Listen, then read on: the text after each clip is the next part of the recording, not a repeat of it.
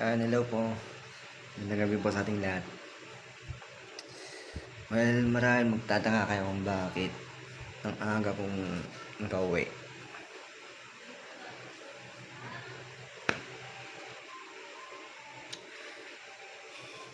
Kasi dapat sana ang uwi ko pa ay mga bandang 9, around 9. Tama. Kasi around 9 matatapos ko sana yung duty ko. Then, tapos mga bandang it's either around 9 or bandang 10 nandito na ako sa bahay. So, oras pa lang is oras na ba? Yan, alas 7:15. So, 7:15. Ngayon ang dahilan kung bakit maaga akong nakauwi ay dahil sa ito, yung aking power bank. Ni? Mao din na full charge sa atoy? Hanga na full charge sa atoy? Kaya sa akin, inikat yung ako nga madingan na full charge. 99 lang na eh. Minata di pa na po ata nasapad na na pandalo. Naos na pandalo. Tina ko pang gawlan. Ayan. Di ba akar ko kay nakanuto dan? Oo. Then Kaya ko pala tatay ko dito itinalawak mga natin 50 basta 50 plus percent. 90 pa lang muna nag-alimutan. So to ni. Gimo tatay. Alaklat tatay tuloy kong tujay kung lang natin namalipatan nga yun namin. So taka na tatay ko ay yung tatay inyap na kanya atin nading hanggang check no mga percent ati kukwet nga tatayin or orayik ati connector ngamin hang kumilang may transfer di ko na atoy di karga na atoy. So yun nga ito yung dahilan.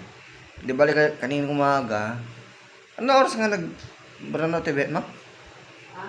Ano oras nga nag brownout bigat? Around 6? Ang ba kwan? Tinubot ka? Haan te bigat nga awan ti kuryente.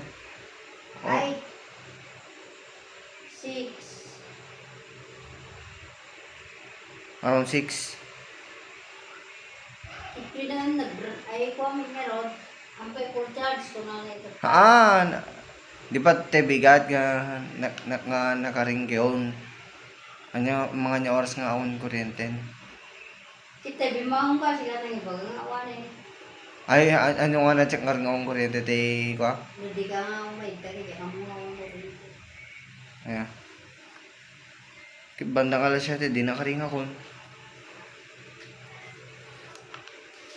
Di bali kasi kaninang umaga pagkagising ko around 7 AM ay power interruption na. Tapos bumalik lang yung dalin ng kuryente at around 8:45. Basta around 8 AM bago siya mag alas 9. Tapos ito tinarge ko siya. Ngayon nung tinarge ko tapos nung gagaya na ako naudlot kasi nga kailangan ko ding i-charge ng phone ko kasi palobat na din dahil doon yung charger ay natigil pagkaka-charge dito tapos nung nung na full charge na itong cellphone ko binilip ko to so nung nakagaya na ako right after that nag-continue yung kaka-charge sa power bank pero nasa 50%, more than 50% pa lang yung naitatransfer na energy na charge dito sa power bank. Ayun, nag-isuyo ko sa kapatid ko na dalhin ito kasama yung tong connector kaso hindi nadala. Ang nadala lang itong power bank. So, paano ko ito magagamit na wala yung connector. So, dapat meron yung connector. Kaya yun tuloy, napauwi ako ng maaga. So, nung nag-duty na ako for my second shift around 5 p.m. last 20% remaining na lang. Kailangan ang dahilan kasi dahilan kasi kung bakit malakas yung pagkonsumo sa battery ng mga phone namin, kami mga riders, dahil sa mobile data.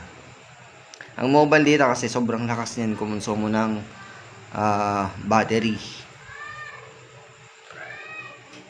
Kailangan din syempre dahil nasa field. Yun ang kailangan namin, mobile data. Kaya dapat kung magiging rider ka, at least more than 5,000 mAh na battery life yung meron yung cellphone mo. Kaya yun, imbes na ang uwi ko pa sana is around 9 p.m. onwards. So, yun pala sana yung oras ng uwi ko dito sa bahay. Kaso, wala na. Hanggang sa na lang, pinaabot ko na lang sa last 3% na lang kanina yun, hanggang sa pinakalas na customer na deliveran ko. So, yun lang yung documentary videos. Pati rin yung record ko sa Strava, wala din yung pagpadyak ko. Wala din yung record ko ngayon. Kasi, yun nga, dahil sa lobat na yung cellphone. So, yun lang po yung 18, and thanks so much and God bless po sa atin lahat.